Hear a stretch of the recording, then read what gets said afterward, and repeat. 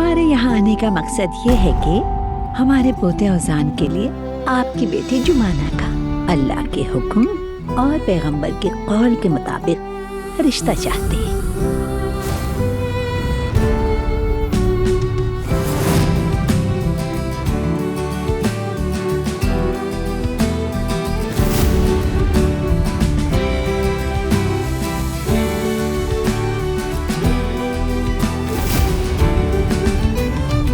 औजान को उस रात की सब बातें याद आ गई तो अगर उसे याद आ गया कि प्रेगनेंसी वगैरह जैसी कोई बात हुई ही नहीं तो बताएं फिर हम लोग क्या करेंगे। हाँ, अगर उसे याद आना ही होता तो अब तक आ चुका होता।